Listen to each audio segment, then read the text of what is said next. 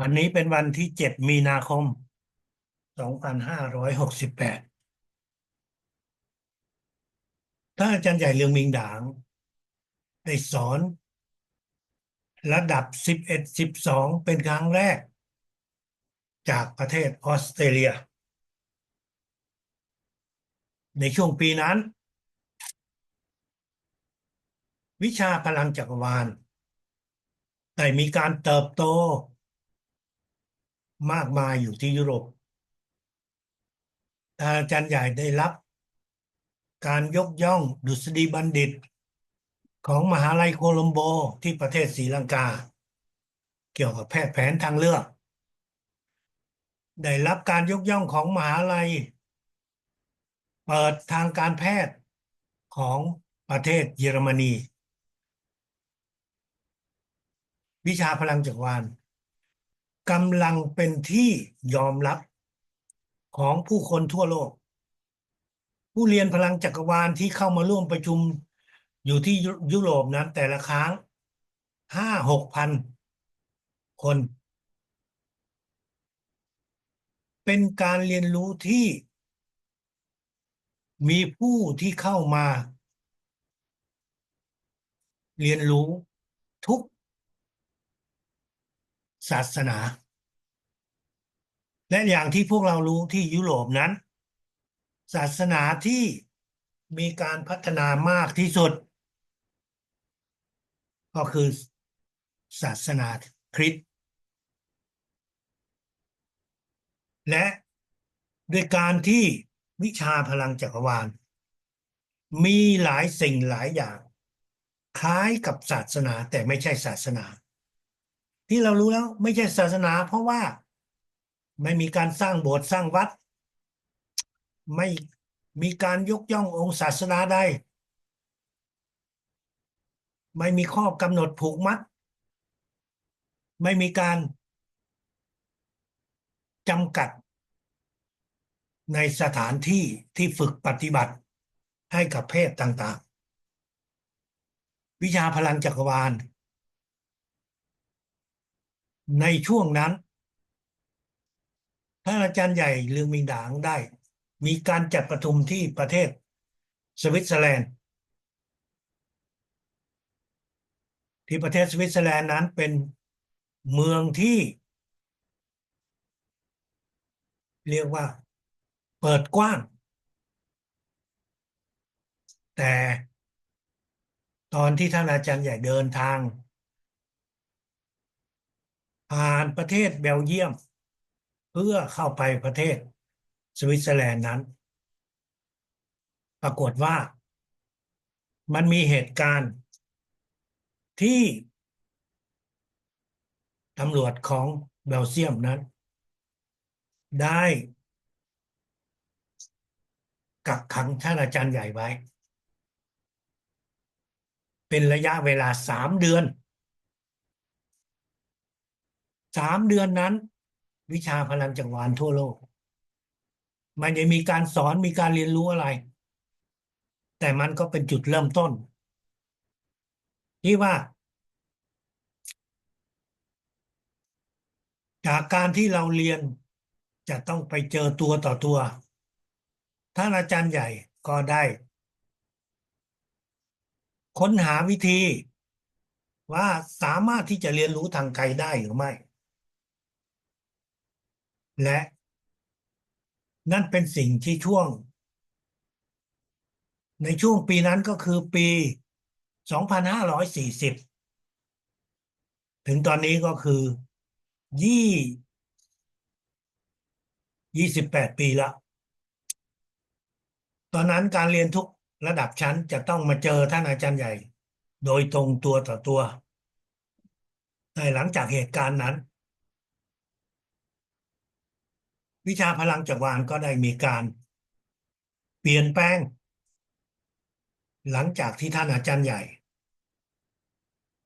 อยู่ในเรือนจำ3 ปีผู้คนพวกเราในยุคนั้นตอนเวลานั้นคนส่วนใหญ่จะไม่ได้รับรู้เรื่องนี้ไม่ใครมีใครรู้ว่าอาจารย์ใหญ่โดน ขังเป็นระยะเวลา3 เดือนหลังจากที่ได้รับการช่วยเหลือท่านก็ได้เปลี่ยนแปลงสถานที่ท่านไม่ไปสอนได้ทั่วโลกแต่ท่านก็สามารถจะสอนได้ในประเทศที่ท่านกำลังอาศัยอยู่ในช่วงปี 2000ท่านย้ายมาที่ประเทศออสเตรเลียและท่านสอนระดับ11 12ลูกศิษย์1,000 กว่า 200 คนเดินทางมาประเทศออสเตรเลียการเดินทางมาประเทศออสเตรเลียนั้นถือว่าง่ายสำหรับคนทั่วโลกคนไทยก็เหมือนกันยกเว้นคนเวียดนาม28 ปีก่อนนั้นคนเวียดนามยังไม่ได้มีโอกาสเดินทางไปออสเตรเลียง่ายเหมือนณปัจจุบันคนไทยเองขอเดินทางไปประเทศออสเตรเลียง่ายกว่าเดินทางไปประเทศอเมริกาและนั่นคือการจัดการเรียนของระดับ11 12ที่ท่านอาจารย์ใหญ่ได้จัดขึ้นอยู่ที่ประเทศออสเตรเลียและจากการเรียนครั้งนั้นไปจนถึงครั้งสุดท้ายก็คือระดับ20 11 12 13 13+1 13+2ไปจนถึง20ท่านอาจารย์ใหญ่ที่อยู่ที่นั่นเป็นเกือบเวลา10 ปีสอนวิชาพลังจักรวาลพวกเราทุกคนที่อยากเจอท่านอาจารย์ใหญ่ก็จะเดินทาง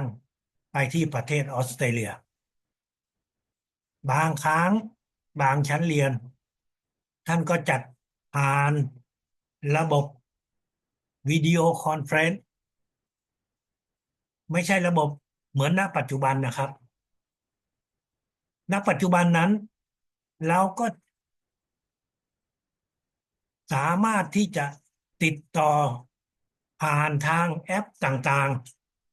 ๆแต่ในยุคเมื่อ20กว่าปีก่อนนั้น25 26ปีนั้นยุคนั้น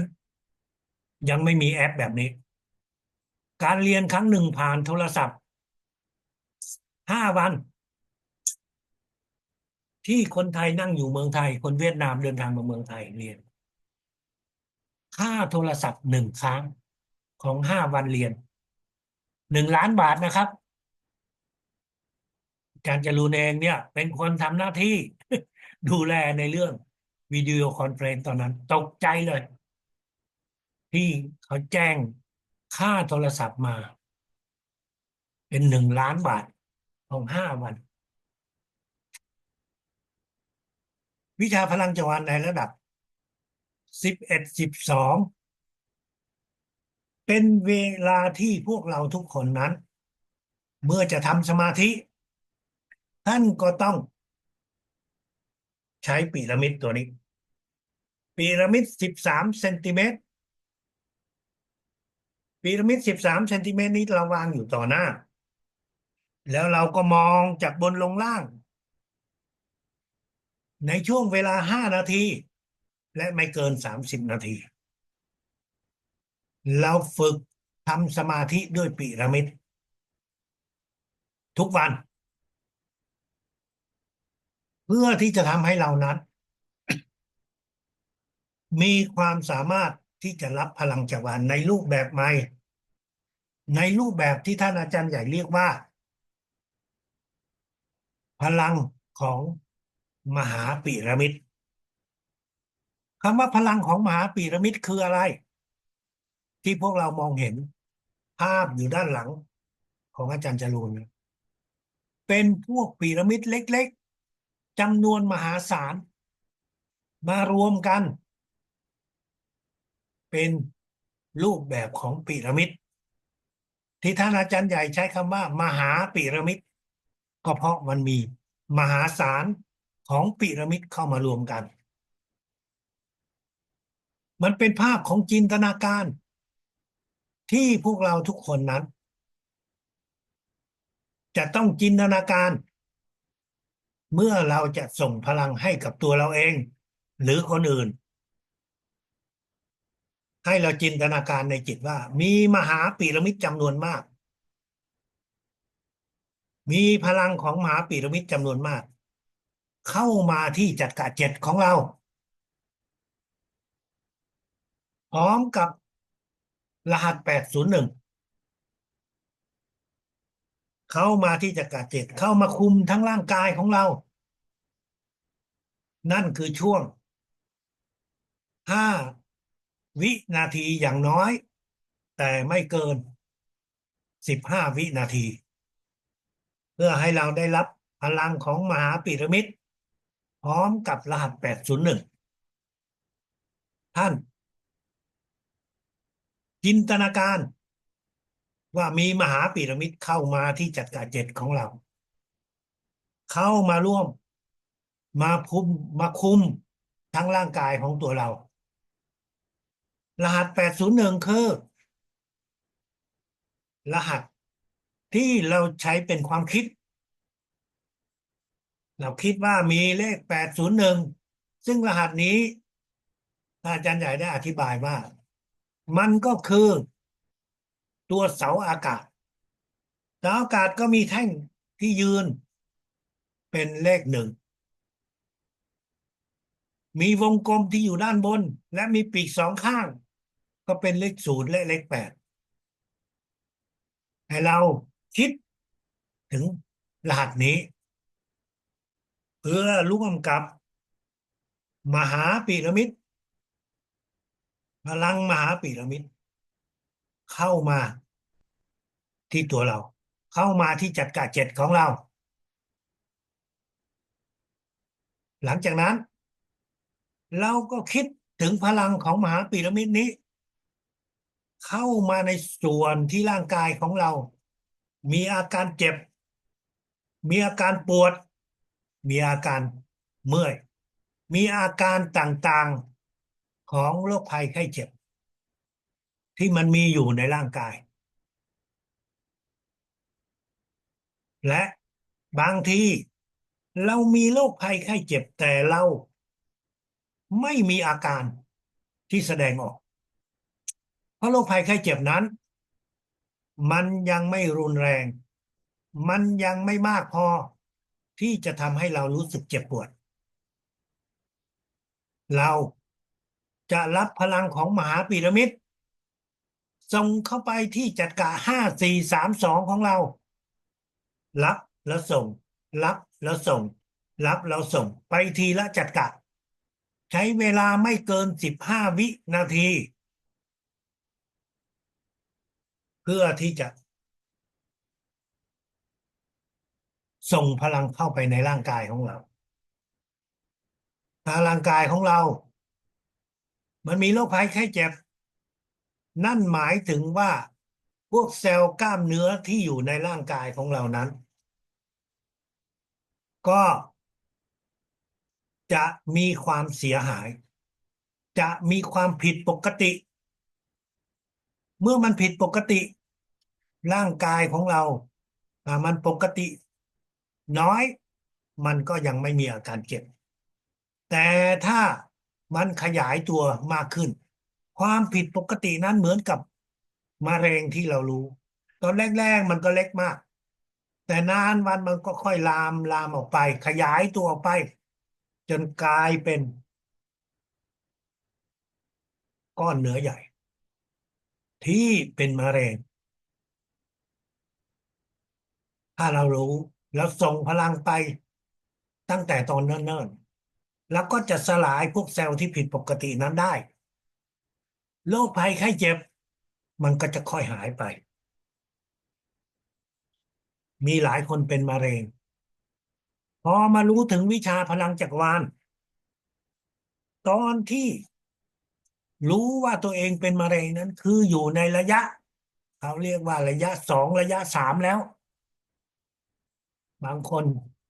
ถึงระยะที่ 4ด้วยซ้ำก็คือใกล้ถึงเวลาที่จะจากโลกนี้ไปคนที่เป็นมะเร็งเหล่านั้นก็จะมีอาการเจ็บปวดอย่างรุนแรงเขาจะต้องกินยาเพื่อ ลดความเจ็บแต่มีหลายกรณีหลายคนที่ได้รับพลังจักรวาลเขาไม่เจ็บเขาไม่เจ็บปวดเขาไม่ต้องทุรนทุรายเพียงแต่ว่าเซลล์มะเร็งนั้นมันขยายตัวมากเกินไปจึงทำให้คนที่เป็นมะเร็งในระยะสุดท้ายนั้นเมื่อได้รับพลังจักรวาลแล้วเขาได้เพียงแต่ช่วยให้อาการเจ็บปวดอย่างทุรนทุรายนั้นไม่มีไม่ต้องอยู่ในช่วงของความเจ็บปวดรุนแรงแต่ก็ต้องอำลาลูกหลานไปดังนั้นพวกเราทุกคนเมื่อเรามีความสามารถในการรับพลังให้กับตัวเราเองเราอย่ารอให้เรามีอาการเจ็บปวดมากๆแล้วถึงจะมาส่งพลังตอนนี้สุขภาพเราดีปกติก็เจ็บปวดเล็กน้อยแต่เราก็จะควรส่งพลังให้กับตัวเราเองเพราะว่าเราก็อยู่ในช่วงวัยที่มีอายุแล้วเราจะต้องดูแลร่างกายของเราเริ่มตั้งแต่ตอนที่มันยังไม่มีอะไรรุนแรงส่งพลังเข้าไปร่างกายของเราจะทำให้พวกเซลล์ที่หมดอายุใช้งานพวกเซลล์ที่แก่ชราแล้วหมดอายุ90วันที่อยู่ในร่างกายของเราได้รับการสลายออกไปแล้วก็เซลล์ใหม่ก็จะมีที่ว่างที่จะมาแทนที่ไอ้พวกเซลล์เก่าทั้งหลายนั่นคือสิ่งที่จะทำให้ร่างกายของเราได้มีสุขภาพแข็งแรงหายจากโรคภัยไข้เจ็บนั่นคือการที่ทำให้เรานั้นชะลอวัยหรือพูดอีกแนวหนึ่งก็คือเราจะมองเห็นตัวเราเองนั้นในทางจิตเรารู้สึกว่าเข้มแข็ง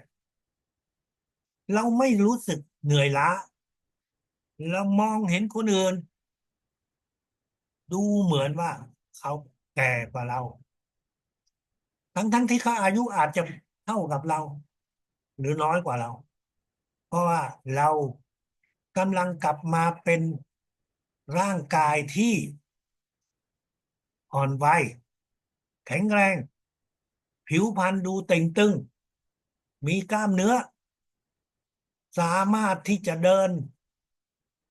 ได้อย่างสบายนั่นคือผลประโยชน์ที่เราจะดักที่เราจะได้จากการที่เราส่งพลังให้กับตัวเราเองทุกวันท่านไม่ส่งก็ได้ถ้าไม่ส่งแน่นอนความแข็งแกร่งของร่างกายของเรามันก็จะไม่มากพอเพราะการฝึกทำสมาธิหรือว่าเราจะส่งพลังให้กับคนอื่นนั้นมันก็ทำให้เรามีพลังในระดับหนึ่งแต่มันไม่มากพอเราส่งพลังให้กับคนอื่นเราก็ต้องรับใช้จักระหกของเราออกคำสั่งจินตนาการว่ารับพลังของมหาพีระมิดและรหัส801เมื่อเราใช้จักระหกของเราจินตนาการสิ่งเหล่านี้แล้วเราก็จะจินตนาการว่าเราส่งพลังของมหาพีระมิดและรหัส801ให้กับคนที่เราต้องการช่วยเหลือคนเหล่านี้เราทำทีละคนทีละคนรับเข้ามาที่จักระเจ็ดของเราคิดส่งไปที่จักระเจ็ดคิดส่งไปที่เขาเจ็บปวดคิดส่งไปที่ จัดการต่างๆของเขา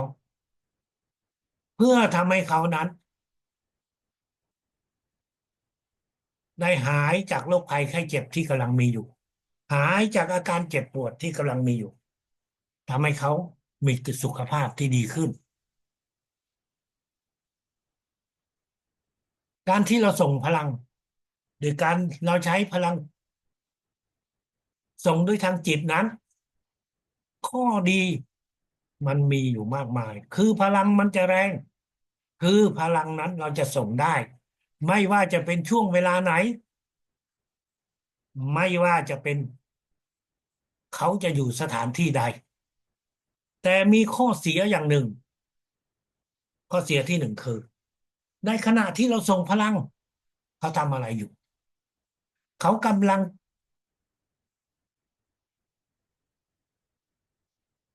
คิดถึงพลังที่เราส่งให้เขาหรือเปล่าถ้าดีเขาก็ควรที่จะโทรศัพท์เราโทรหาเขาเขาโทรหาเรามองเห็นกันก็คือจิตสู่จิตพลังของเราจะเข้าไปหาเขาได้เต็มที่เขาก็จะรับพลังได้มากที่สุดนั่นคือคนที่ยินดีที่จะรับพลังกับเราแต่ในชีวิตประจำวันเราอาจจะมีธุระหรือไปเจอกับคนที่อยู่ภายนอกเราไปเจอกับเขาเราคุยกับเขาเราก็อาจจะสอบถามถึงสุขภาพกายเนื้อของเขาว่าเขามีปัญหาอะไรหรือไม่หรือเขาอาจจะพูดขึ้นมาเองเพราะอาการเจ็บปวดในร่างกายของเขามันทำให้เขาต้องทนทุกข์ทรมาน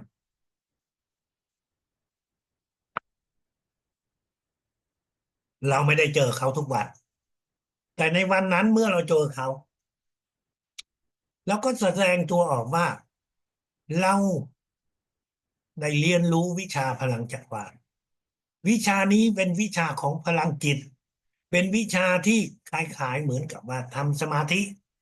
แล้วก็ส่งพลังให้ไปแล้วเราก็ขออนุญาตเขาส่งพลังให้เขาด้วยการที่ระวางมือที่จัดการเจ็บวางมือที่เขามีอาการเจ็บมีอาการปวดระวางมือแต่จิตของเราคิดถึงพลังของมหาพีระมิดรหัส801คิดส่งเข้าไปที่จัดการเจ็บของเขาคิดส่งเข้าไปที่เขามีอาการเจ็บ5 วิ15 วิไม่เกินในช่วงเวลานั้นเราไม่ต้องตั้งนาฬิกาหรอกเราแค่นับในจิตหลังจากที่เราได้อธิษฐานแล้วว่าเราจะส่งพลังให้เขาให้เขาหายเจ็บปวดตรงที่เขาบอกจะเป็นที่ท้องที่หน้าอกหรือที่ลำไส้หรือที่เข่าเราวางมือเป็นจิตวิทยาเป็นกุศโลบายว่าเรากำลังส่งพลังให้เขาช่วงเวลาที่เราส่งนั้นมันก็จะไม่เกิน1 นาทีแล้ว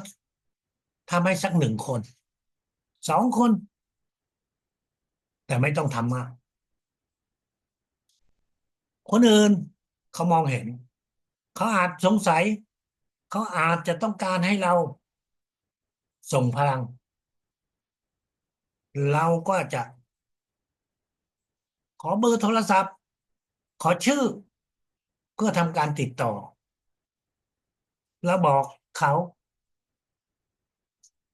ว่าเราสามารถที่จะส่งทางไกลให้ได้เพียงแต่ว่า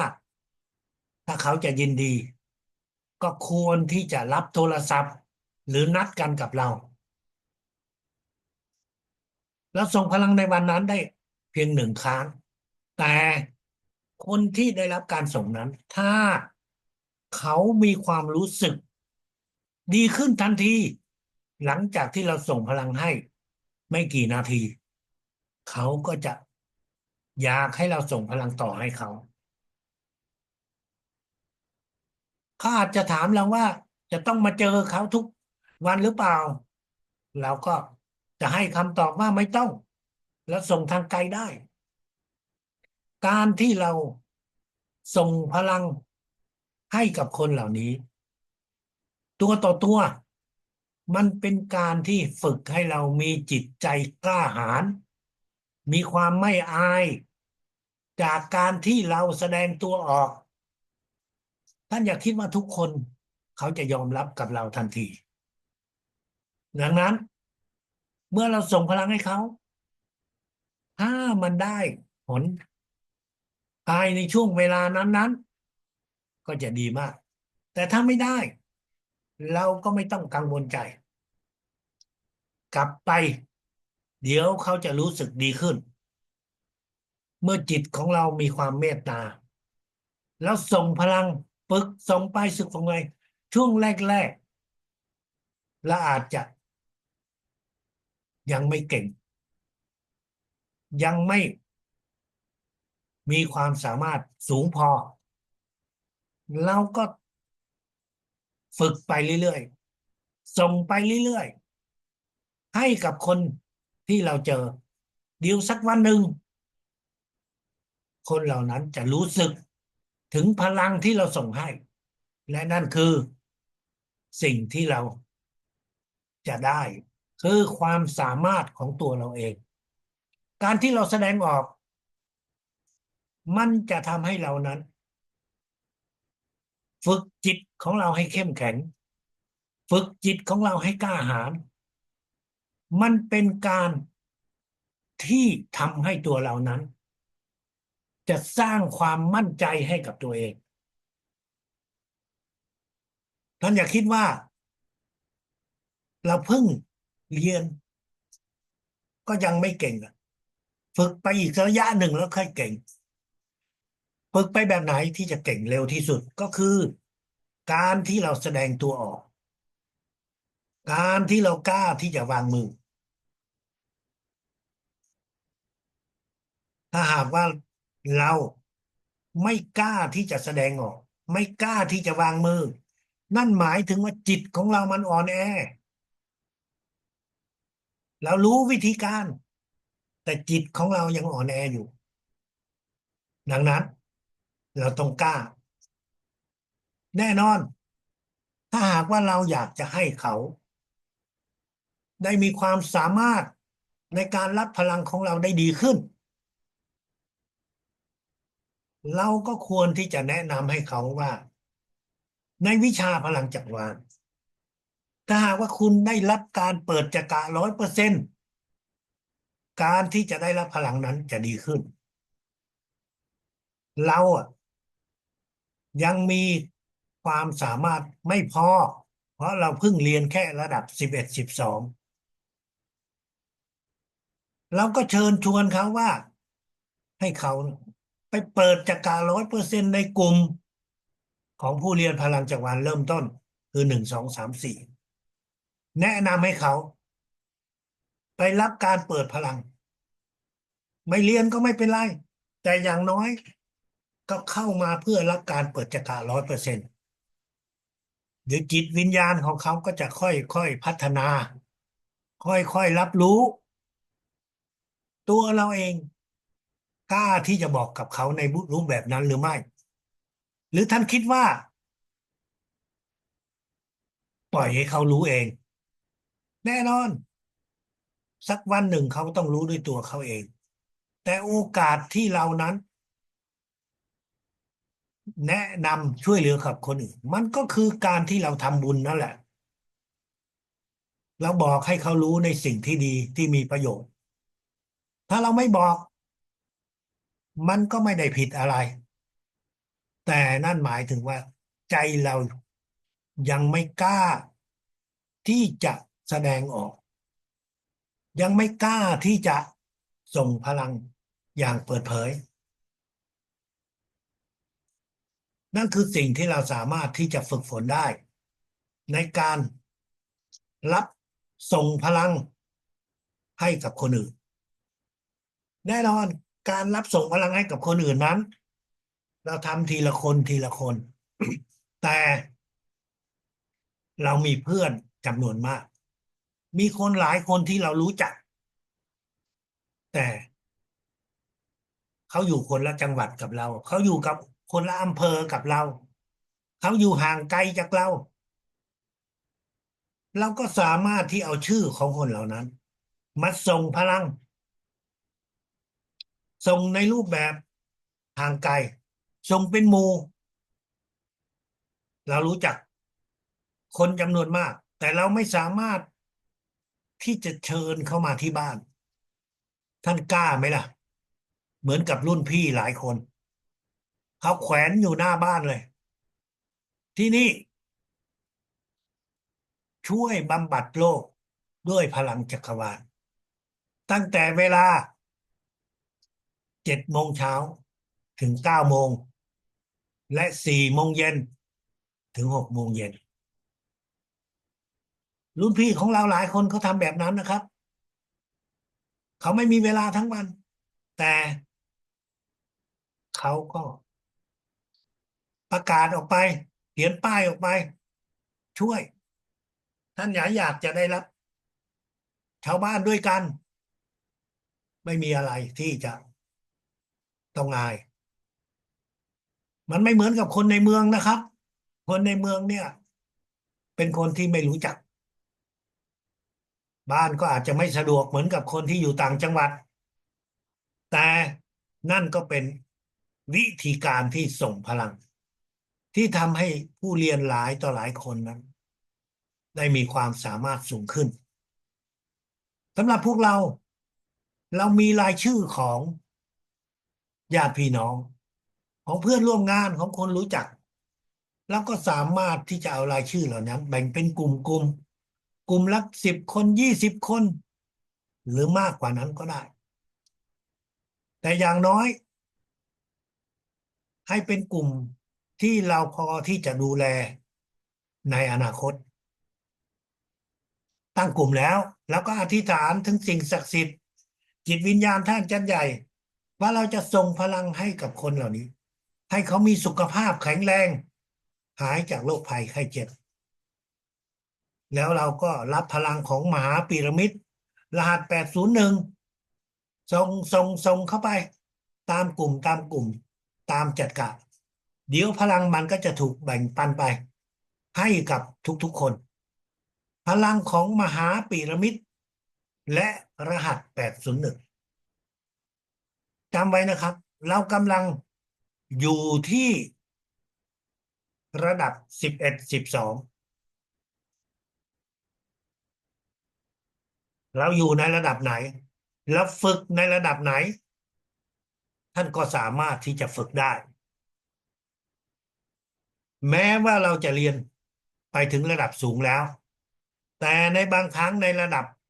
ที่ต่ำๆลงมาเรายังเคยฝึกไม่ดีพอเราก็มาฝึกใหม่ก็ได้เช่นเดียวกันฝึกเพื่อให้เราชำนาญฝึกเพื่อให้เรามีความแม่นยำเพื่อในอนาคตในช่วงเวลาที่เราเริ่มมีความสามารถมีความมั่นใจ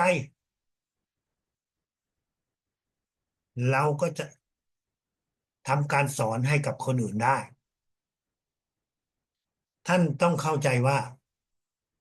การรับส่งพลังการปฏิบัติจะทำให้เรามีความสามารถอย่างแท้จริงไม่ใช่ว่าเราจำทฤษฎีเราคล่องในภาษาพูดแต่จิตของเรานั้นไม่ได้รับส่งพลังอย่างแท้จริงความสามารถมันก็จะไม่เกิดขึ้นการส่งพลังให้กับคนเป็นกลุ่มที่เป็นรายชื่อ ก็ถือว่าเป็นการฝึกฝนประจำวัน แต่เรายังมีกลุ่มบุคคลที่เราเจออาจจะเจอครั้งหนึ่งแล้วก็ไม่เจออีกนั่นคือการที่เรามีการประชุมการประชุมการที่เรามีกิจกรรมร่วมการที่เราอยู่ในพื้นที่ที่มีหลายคนเยอะๆท่านขายของอยู่ที่ตลาดใช่ไหมในตลาดนั้นมีคนเยอะท่านไม่รู้จักแต่ท่านสามารถที่จะส่งพลังให้กับคนเหล่านั้นได้เมื่อสายตาเรามองเห็นพวกเขาเราก็อธิษฐานลูกขอสิ่งศักดิ์สิทธิ์จิตวิญญาณท่านยันใหญ่ก็ส่งพลังให้กับกลุ่มคนที่กำลังอยู่ในตลาดอย่างเนี้ยตอนเช้าเราทำไปครั้งหนึ่งแล้วก็รับพลังส่งต้นไม้สถานที่ของเราก็ยังที่เดิมเพราะร้านของเรามันอยู่ตรงนั้นแต่ว่าคนเนี่ยมันไปเปลี่ยนไปเป็นอีกคนหนึ่งแล้ว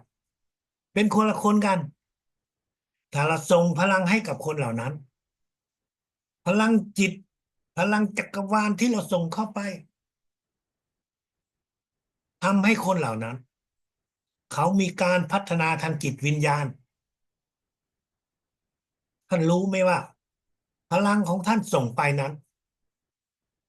จะให้เขาสุขภาพแข็งแรงและให้เขามีสุขภาพทางจิตโดยเขาไม่รู้ตัวแต่พลังนั้นจะดึงให้เขาได้รับรู้ถึงพลังจิตของเขาของเรานั่นคือวิธีการส่ง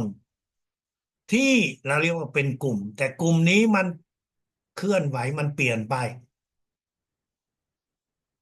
ลักษณะเดียวกันของการส่งพลังนี้มันก็คือการส่งพลังแบบกระทันหัน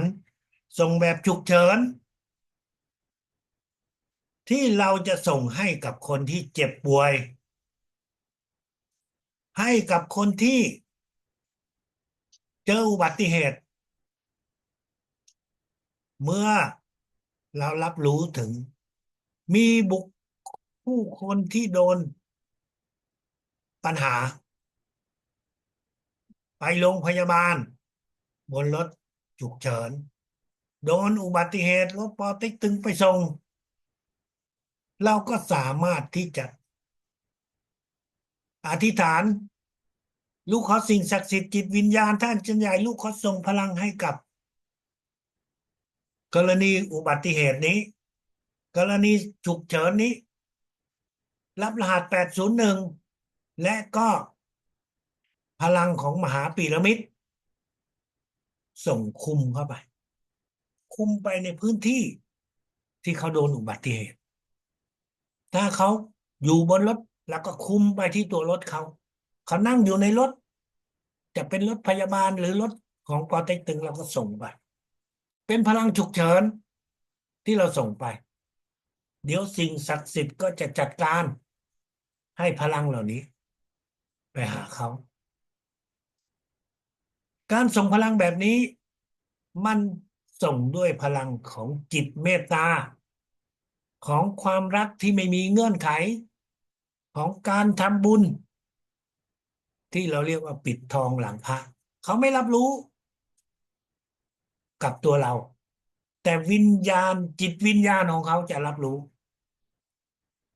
นั่นคือการส่งพลังฉุกเฉินในระดับ11 12นี้ท่านอาจารย์ใหญ่ก็ย้ำให้เราฝึกให้ชีพจรของเราให้การเต้นของหัวใจของเรานั้นได้เต้นช้าลงทำไมอาจารย์ต้องการให้เราฝึกแบบนี้จากระดับ7 7+1ที่เราเริ่มมีการฝึกของการให้หัวใจของเต้นช้าลงแต่ตอนนี้เราอยู่ระดับ11 12 เรามีพลังของมหาพีระมิดและรหัส801เป็นพลังที่ดีกว่าที่แรงมากกว่าของระดับ7+1เรารับพลังของมหาพีระมิดพร้อมกับรหัส801คุมบนร่างกายของเราเข้ามาที่จักระเจ็ดของเราหลังจากนั้นเราก็ใช้จักระหกของเราใช้จิตของเรามองมาที่หัวใจจินตนาการมาที่หัวใจออกคำสั่งมาที่หัวใจว่าให้หัวใจเต้นช้าลงเต้นช้าลงเมื่อเราฝึกปฏิบัติแบบนี้ในช่วงแรกๆเราอาจจะไม่เห็นอะไรแต่ถ้าเราฝึกไประยะเวลาหนึ่งสิ่งที่จะมีความรู้สึกได้นั่นก็คืออยู่ที่ฝ่าเท้าของเราจะเริ่มมีอาการเย็นมีอาการชามันเย็นมันชาเพราะหัวใจของเราเต้นช้าลงเลือดไปถึงที่นั่นน้อยลงไม่ต้องตกใจนั่นคือความสามารถของจิตของเราของจักระหกของเราที่ได้ส่งพลังควบคุมการเต้นหัวใจของเราถ้าอาจารย์ให้เราฝึกความเย็นความชานั้นมันจะขึ้นมาที่ขาของเราหัวเข่าของเราน่องของเรามาจนถึงเอวถ้าท่านมีเวลาฝึกนานฝึกวันหนึ่งจะฝึกกี่ครั้งก็ได้ฝึกไปหลายวันเมื่อท่านมีความรู้สึกว่าความเย็นนั้นมันขึ้นมาจนถึงท้องของเราแล้ว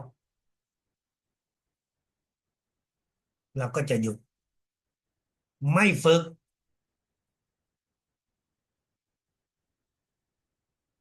พอแล้วการฝึกนี้ถือว่าสำเร็จมันสำเร็จเพราะว่าจิตของเรานั้นมีความสามารถสูงจิตของเรานั้นจัดกะหกของเรานั้นมีความสามารถสูงท่านพอที่จะไม่ต้องฝึกอีกวิธีการนี้จะฝึกต่อเมื่อเราเป็นคนที่มีหัวใจปกติ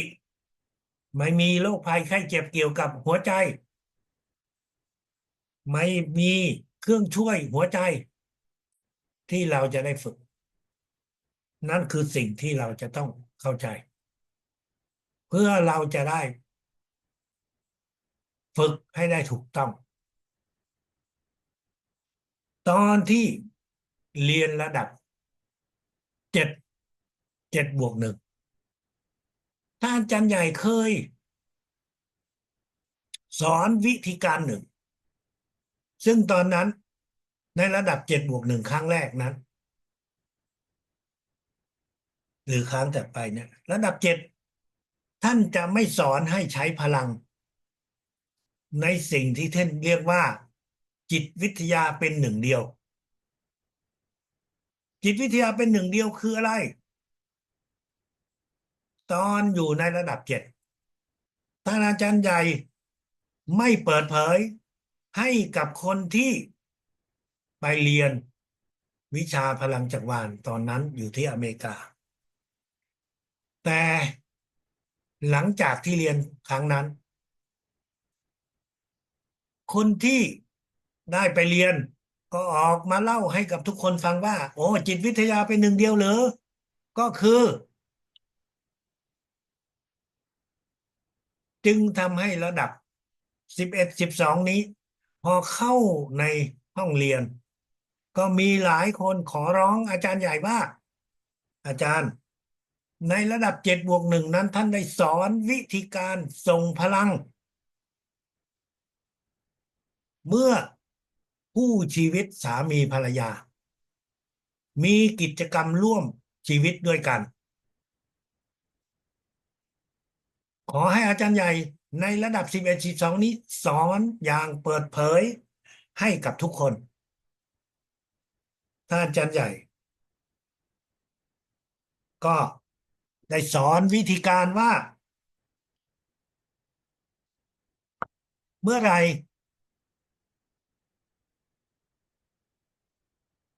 เรามีความสุขทางเพศจะเป็นสามีภรรยาหรือเป็นคนที่สไตล์ฝรั่งคนในยุคปัจจุบันนี้เมื่อเขามีความสุขทางเพศอาจารย์ใหญ่บอกว่าให้คุณ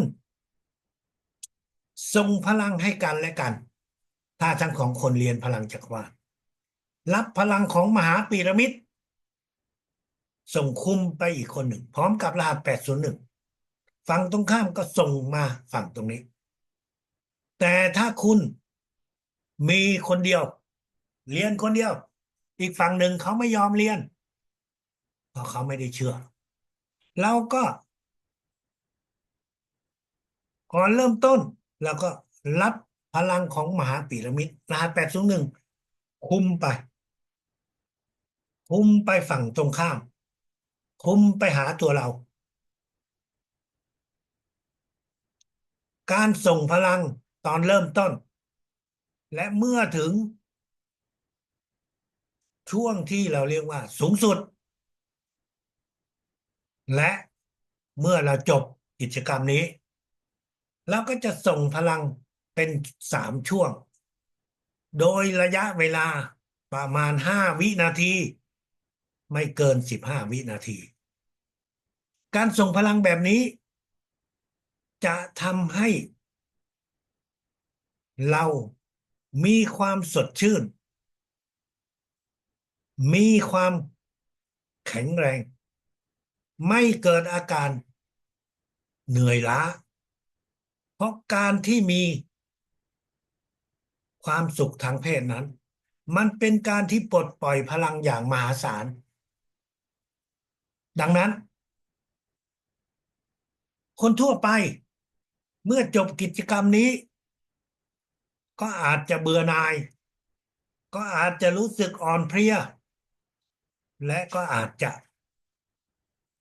ไม่อยากมีกิจกรรมแบบนี้พลังของคู่ชีวิตนั้นเป็นพลังที่แรงที่สุดมากมายที่สุดในชีวิตของมนุษย์เราถ้า2 คนอยากจะมีชีวิตร่วมกันแต่ถ้าใครมีโดนขัดขวางไม่ว่าคนขัดขวางนั้นจะเป็นพ่อแม่เป็นคนที่เกี่ยวข้องทั้งหลายบางครั้งเราเจอกับเหตุการณ์ที่ว่าคู่ชีวิตนั้นฆ่าตัวตายฆ่าตัวตายด้วยการยิงฆ่าตัวตายด้วยการกระโดดลงแม่น้ำฆ่าตัวตายด้วยการ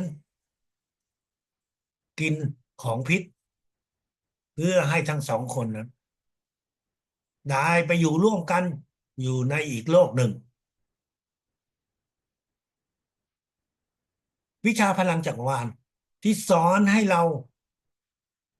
ข้ามพ้นพลังจิตเหล่านี้เพื่อให้เราได้มีสุขภาพแข็งแรงแต่ถ้าอาจารย์ใหญ่บอกว่าจริงๆแล้วการที่เรามีสุขภาพแข็งแรงจากกิจกรรมเหล่านี้มันไม่ใช่ประโยชน์หลักที่เราจะได้ประโยชน์หลักที่สำคัญที่เราจะได้นั่นคือการพัฒนาทางจิตวิญญาณการพัฒนาทางจิตวิญญาณนั้นเป็นสิ่งที่สำคัญมากสำหรับคนที่ปฏิบัติทางจิตวิญญาณปฏิบัติในทางธรรมเราเห็นไหมครับผู้ปฏิบัติทางจิตวิญญาณทั้งหลาย เขามักจะมีกฎมีข้อกำหนด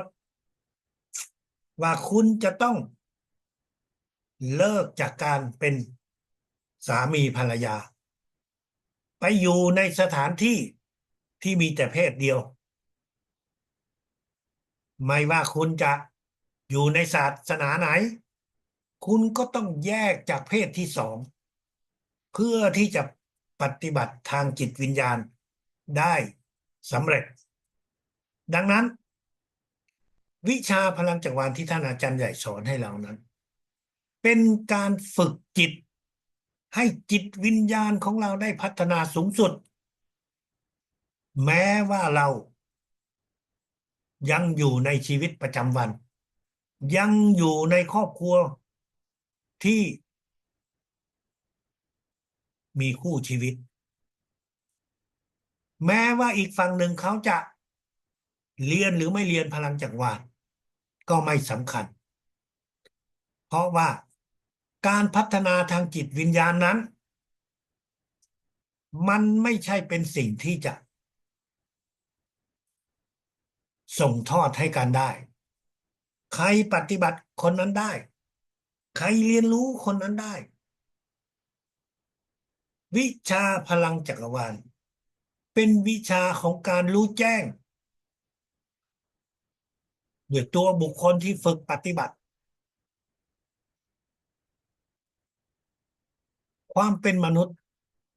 แม้ว่าคุณจะมีครอบครัวหรือไม่มีครอบครัวคุณอาจจะใช้ชีวิตโดดเดี่ยวคนเดียวแต่สุดท้ายคุณก็ยังเป็นคนอยู่สุขภาพทางเพศนั้นมันเป็นสิ่งที่คู่อยู่ในร่างกายของทุกคนดังนั้นมันอาจจะมีมากมีน้อยความรู้สึกเหล่านี้ถ้าอาจารย์ใหญ่บอกว่าถ้าหากคุณไม่มีความรู้สึก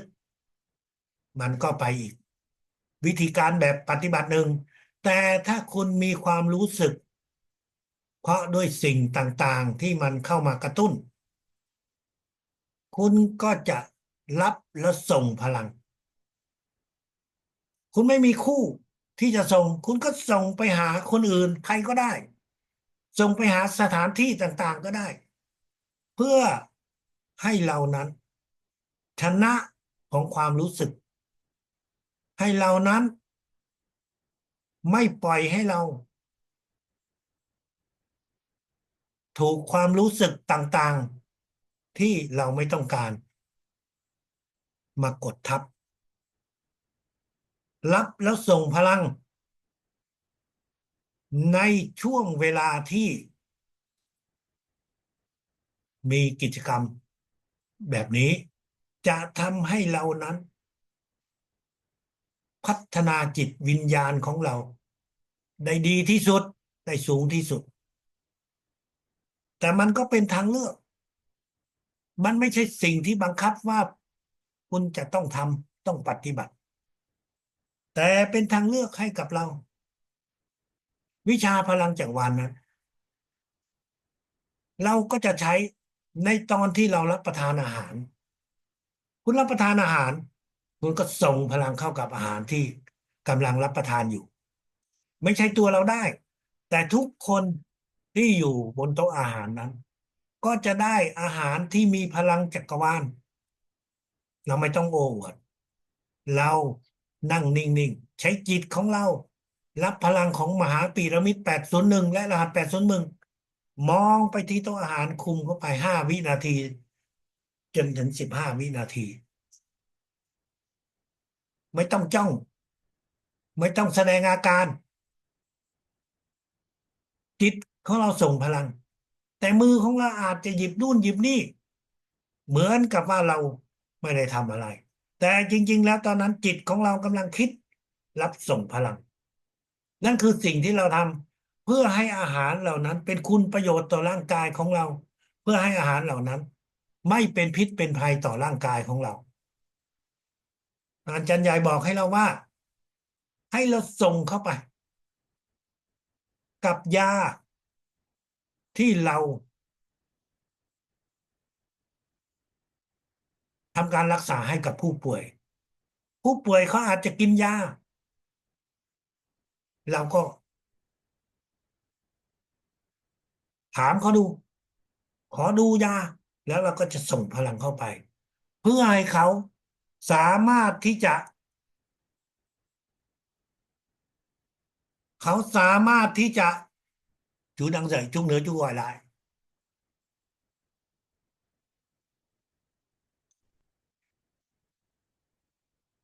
พวกเขาก็ยังมีสิทธิ์รับประทานยาเหมือนปกติก็ยังมีสิทธิ์ที่จะไม่รับประทานยาถ้าหากเขาไม่ต้องการแต่เรามีหน้าที่ที่จะส่งพลังให้กับยาเขามีประสิทธิภาพที่สูงขึ้นให้เขาไม่ได้เป็นโรคภัยไข้เจ็บนั่นคือสิ่งที่เราทำได้ท่านอาจารย์ใหญ่บอกให้เราส่งพลังส่งพลังไปที่ไหนไปสถานที่ที่มีภัยพิบัติเพื่อฝึกให้จิตของเรานั้นได้เข้มแข็งได้ดีขึ้นให้มีความเมตตาช่วยเหลือสถานที่ต่างๆนั้นไม่ใช่จะโดนภัยพิบัติตลอดเวลามันโดนไปช่วงระยะเวลาหนึ่งดังนั้นเราก็ส่งพลังในช่วง3 วัน 5 วันที่เราได้รับข้อมูลได้รับข่าวสารว่าสถานที่ตรงนั้นกำลังมีภัยพิบัตินั่นคือสิ่งที่เราสามารถปฏิบัติได้ในการเดินทางไปเรียนระดับ11 12ครั้งแรกอยู่ที่ประเทศออสเตรเลียท่านอาจารย์ใหญ่ได้เชิญชวนพวกเราทุกคนให้ไปฝึกไปเรียนภาคสนามกับท่านอาจารย์ใหญ่ภาพที่พวกเราเห็นด้านหลังของอาจารย์จรูนที่มีสีส้มสีแดงๆนั่นก็คือภูเขาอาเยร็อกภูเขาแห่งนี้อยู่กลางทวีปออสเตรเลียอยู่ในพื้นที่ที่เป็น1,000,000 กิโลเมตรตารางกิโลเมตรไม่มีฝนมันเหมือนกับทะเลทรายแต่มันไม่ได้เป็นทรายแต่มันเป็นดินเป็นดินสีแดงเหมือนกับทางลุกรังในบ้านเราท่านอาจารย์ใหญ่บอกให้พวกเราทุกคนซื้อตั๋วเครื่องบินบินจากเมลเบิร์นไปที่ภูเขาแห่งนี้ห่างกันเกือบ2,000 กิโลทุกคนดีใจมากที่ได้ไปร่วมเรียนภาคสนามกับท่านอาจารย์ใหญ่และก็ถือว่าเป็นช่วงที่ไปเที่ยวอีกอย่างหนึ่งไปเที่ยวในสถานที่ที่ท่านอาจารย์ใหญ่ว่าที่นี่เป็นสถานที่ศักดิ์สิทธิ์เป็นสถานที่ที่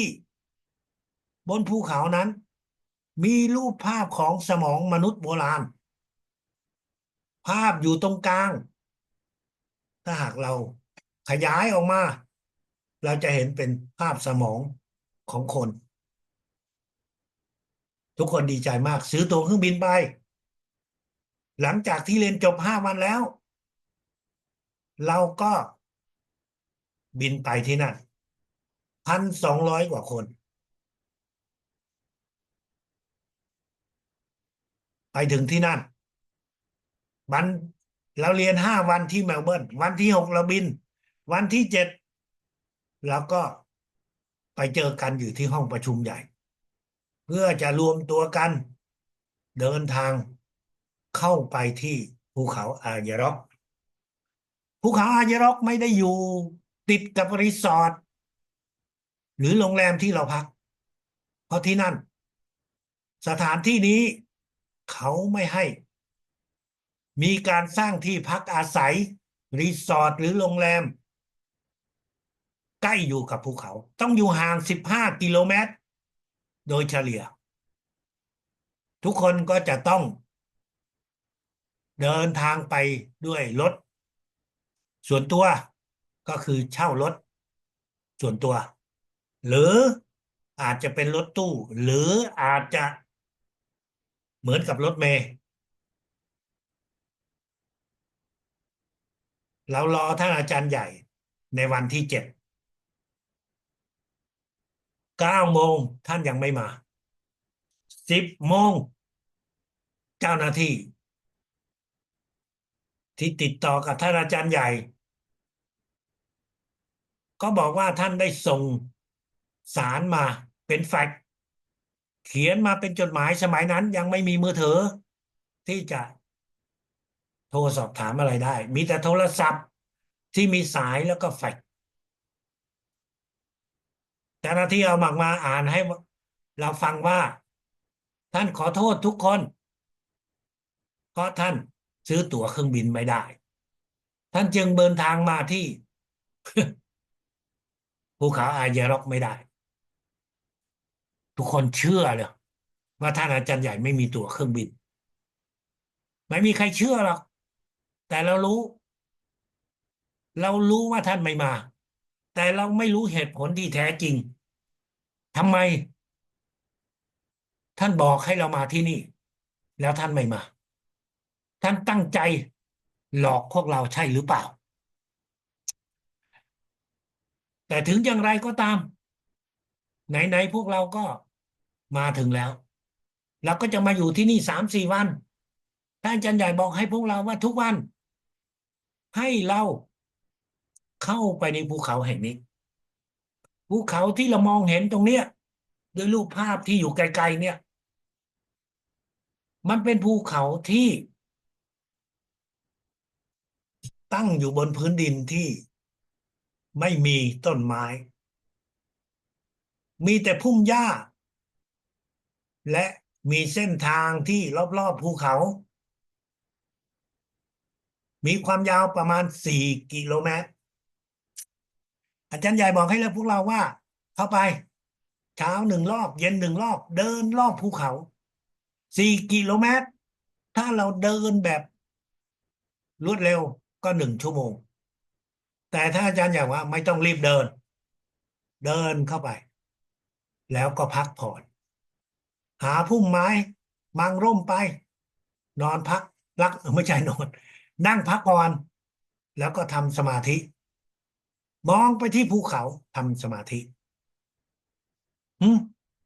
อาจารย์ใหญ่ให้พวกเรามาฝึกสมาธิอยู่ที่นี่เหรอพวกเราฝึกอยู่ที่บ้านก็ได้เนี่ยทำไมต้องให้พวกเรามาที่นี่อาจารย์ใหญ่บอกที่นี่ศักดิ์สิทธิ์แต่สิ่งศักดิ์สิทธิ์มันอยู่ทุกที่ทุกคนทุกแห่งไม่ใช่เหรอแล้วมันต้องมาที่นี่ถึงจะฝึกได้หรืออย่างไรก็แน่นอนพวกเราทุกคนก็ไหนๆก็มาแล้วเราก็ทำตามที่อาจารย์ใหญ่สอนไว้ก็แล้วกันก็เดินไปครึ่ง ชั่วโมงเดินไป15 นาทีแล้วก็นั่งพักนั่งคุยกันทำสมาธิไปฝึกโทรจิตหากันคุณนั่งอยู่ข้างหน้าห่างจากฉัน2 เมตรฉันก็ส่งพลังไปหาคุณพลังของมหาพีระมิดลาด 801ส่งไปแล้วก็ส่งข้อความไปส่งอะไรก็ได้ข้อความสั้นๆส่งไปหาคนอีกฝั่งหนึ่งไอ้คนฝั่งนั้นก็โทรจิตมาหาเราก็ส่งข้อความก็ฝึกกันสนุกสนานแล้วก็ฝึกกันแบบนี้แต่สุดท้ายหลังจากที่เราเดินรอบหลายรอบเราก็ได้เรียนรู้ว่าท่านอาจารย์ใหญ่ต้องการให้เรานั้นฝึกให้จิตของเราเข้มแข็งด้วยการที่ว่าไม่มีท่านอาจารย์ใหญ่ไม่มีท่านอยู่ในจิตของเราอยู่เคียงข้างเราเราก็สามารถที่จะเรียนรู้พลังจักรวาลได้ท่านไม่ต้องการให้พวกเรายึดติดกับกายเนื้อของท่านแม้ว่าจริงๆเราก็ไม่ได้อยู่ใกล้ๆท่านหรอกในห้องเรียนเนี่ย เราก็ฟังเสียงของท่านอาจารย์ใหญ่ผ่านทางลำโพงเราไม่ได้ฟังโดยตรงเสียงของท่านทุกคนก็นั่งห่างจากอาจารย์ใหญ่อยู่บนเวทีท่านอยู่บนเวทีเรานั่งอยู่ห่างตอนที่เราเรียนนี่เราก็เรียนผ่านลำโพงเราไม่ได้เรียนด้วยเสียงตัวต่อตัวเราเห็นท่านไกลๆแต่ท่านต้องการให้เรารู้ว่าพวกเราจะต้องฝึกให้จิตของเราเข้มแข็งโดยที่ไม่ยึดติดว่าท่านมีอยู่ข้างเราหรือไม่มีอยู่ข้างเราเราก็เรียนได้และสิ่งเหล่านี้มันทำให้จิตของเราเข้มแข็งมากขึ้นนั่นคือสิ่งที่พวกเราทุกคนได้รับรู้อาจารย์ท่านอาจจะบอกเราว่ากลับไปบ้านแล้วก็ฝึกสมาธิ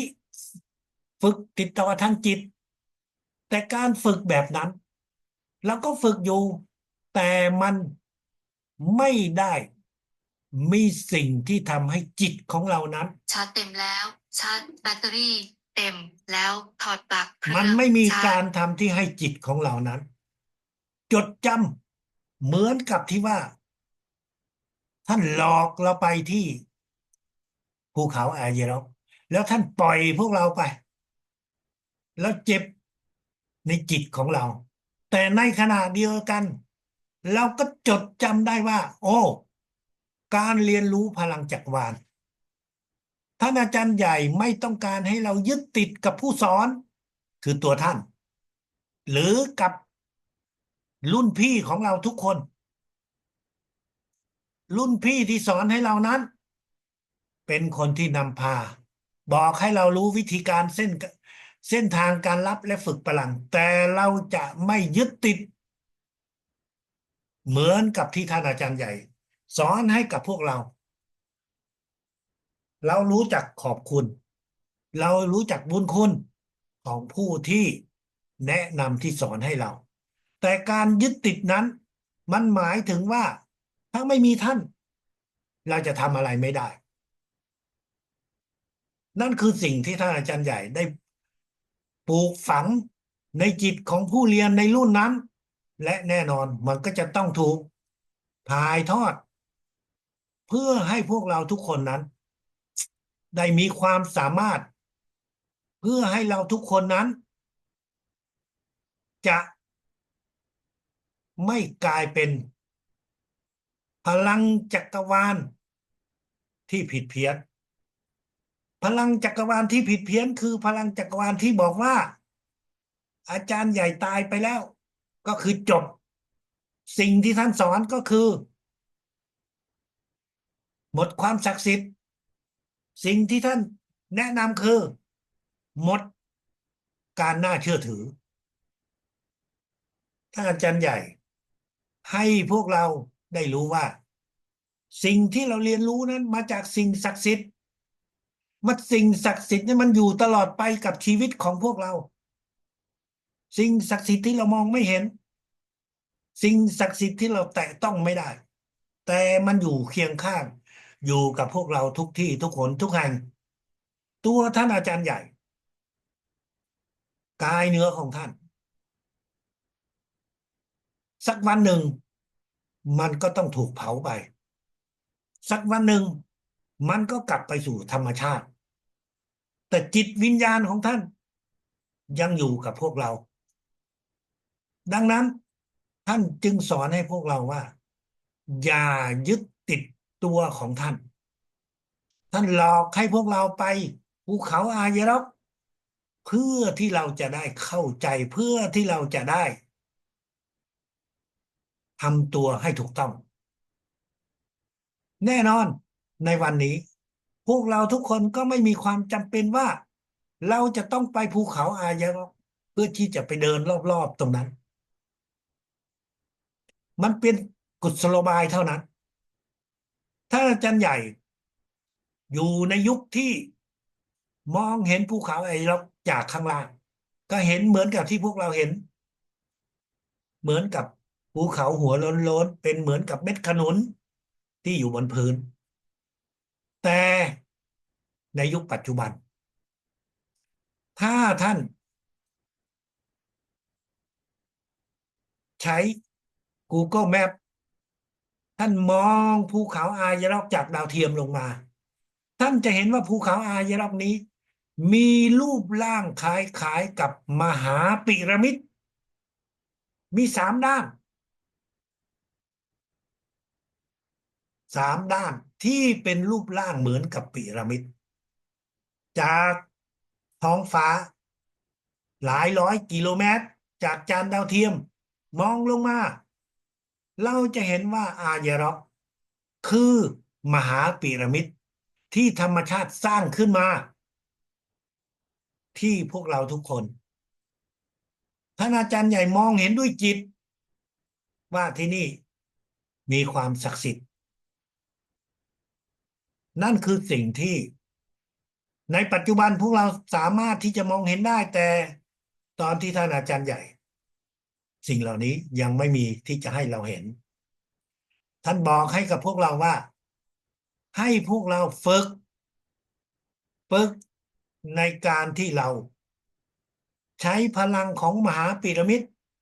รหัส801ส่งไปหาท่านจินตนาการมหาพีระมิดเข้ามาที่จักระ7ของเราพร้อมกับรหัส801แล้วก็ส่งไปหาท่านอาจารย์ใหญ่ส่งไปพร้อมกับข้อมูลคำถามที่เราอยากจะรู้เพื่อที่เราจะได้ฝึกเรียนรู้ทางจิตกับท่านแต่ในขณะเดียวกันท่านก็เปิดให้พวกเราฝึกโทรจิตให้กันและกันนัดกันสมัยก่อนอาจารย์ใหญ่บอกให้นั่งห่างๆเพราะว่าสมัยนั้นเราไม่มีโทรศัพท์สมัยนี้ท่านอยู่บ้านท่านเพื่อนอยู่บ้านเพื่อนแล้วเปิดโทรศัพท์มาฉันส่งพลังมหาพีระมิดให้คุณคุณส่งพลังมหาพีระมิดและ801ให้ฉันส่งข้อความมาดูซิว่าใครสามารถที่จะโทรจิตได้การโทรจิตนี้ตั้งแต่สมัยโบราณตั้งแต่สมัยพุทธกาลสิ่งเหล่านี้มันเกิดขึ้นแล้วพระหลายร้อยหลายพันองค์มารวมตัวกันในวันสำคัญของศาสนาที่ในปัจจุบันพวกเรามักจะได้ยินได้ฟังบอกว่าโดยบังเอิญพระหลายพันรูปหลายร้อยรูปได้โดยบังเอิญมาเจอกันอยู่ในพื้นที่ณปัจจุบันเราเรียกว่าลุมพินีที่พระพุทธองค์อยู่ที่นั่นแต่ถ้ามองในรูปแบบที่ท่านอาจารย์ใหญ่เรืองมิงหนังสอนให้กับพวกเรานั่นคือความสามารถของพระทั้งหลายที่ได้สามารถติดต่อทางจิต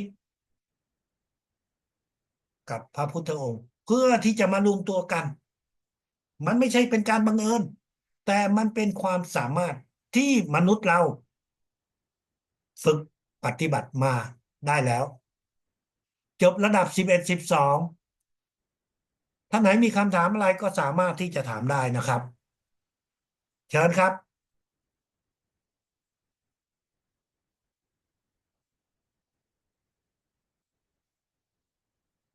อาจารย์คะการทำสมาธิกับพีระมิดน่ะเรายังคงท่องคำศักดิ์สิทธิ์6 คำอยู่เหมือนเดิมหรือไม่คะไม่บังคับท่องก็ได้ไม่ท่องก็ไม่เป็นไรครับเพราะคำนั้นถ้าอาจารย์ใหญ่เน้นในช่วงระดับ7 และ 7+1แต่หลังจากนั้นในระดับอื่นท่านก็ไม่เคยบอกให้ลูกศิษย์ว่าท่องคำนี้ค่ะครับคำถามอื่นครับคะคำถามอื่นครับการการส่งพลังแบบกลุ่มไป ตามรายชื่อเราใช้ตัวเราเป็นหุ่นอยู่เหมือนเดิมหรือเปล่าคะ ใช้ได้ครับ แต่ถ้าคุณมั่นใจก็ไม่ต้องใช้ตัวเรา ก็คิดว่าส่งไปที่จัดการเจ็ดของคนที่อยู่ในกลุ่ม นึกออกใช่ไหมครับ ค่ะค่ะออกค่ะครับ ค่ะค่ะ คือการที่เราคิดตัวเราเป็นหุ่นคือเราเป็นรูปภาพ แต่เราใช้อีกด้านหนึ่งเราเรียกว่าใช้คำสั่งทางจิตนะฮะเราใช้คำสั่งทางจิต ก็สามารถที่จะทำแต่ถ้าเรายังคิดว่าเราเอาตัวเราเป็นหุ่นก็ทำได้เช่นเดียวกันนะครับ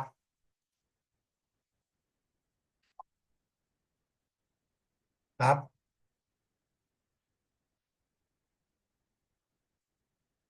อ่ะตอนนี้เรามารับพลังร่วมกันนะครับทุกคนพร้อมแล้วเราจะเริ่มต้น